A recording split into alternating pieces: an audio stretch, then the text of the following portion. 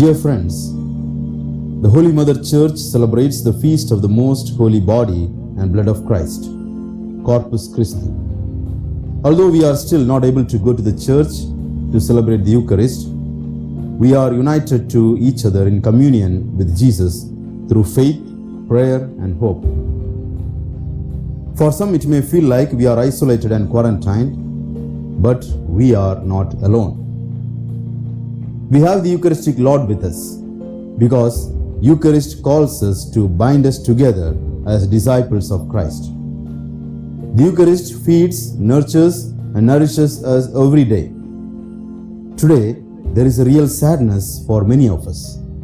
For several days and months, we are unable to go to the churches and participate in the Eucharist, especially on this solemn feast of the body and blood of the Lord.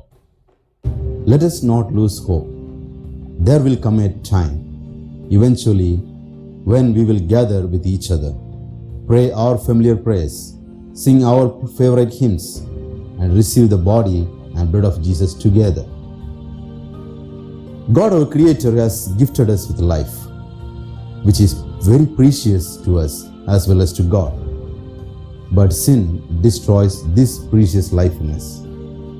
Though humanity sinned, God did not cease loving His children. God loved His children to the point of sending His only Son and allowed Him to die a painful and cruel death, which we cannot even think of in the present world, just because He loves us, just for our salvation.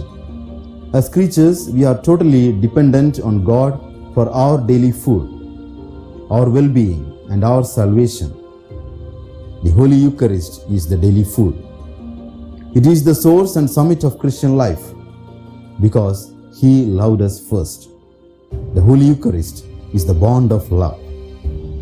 The one who receives the Holy Eucharist must understand the call to love his or her brothers and sisters. According to Pope Francis, the Eucharist is not just a weekly way of celebrating our faith, but should radically affect our relationship with others, especially with those most in need. There are three ways of discovering how the Eucharist can make a real difference in our lives and in our relationships with those around us. The first is the way we look and behave towards people from all walks of life. Just as Christ loved to be with others and gave Himself to all on the cross, so we are called to give ourselves generously to our brothers and sisters, sharing in their joys and sorrows. Secondly, the Eucharist gives us the grace to feel forgiven and to be ready to forgive others.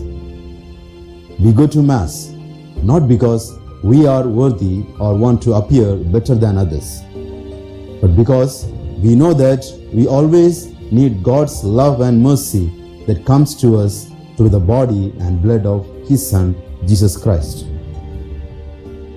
Thirdly, the Eucharist affects the life of our Christian communities.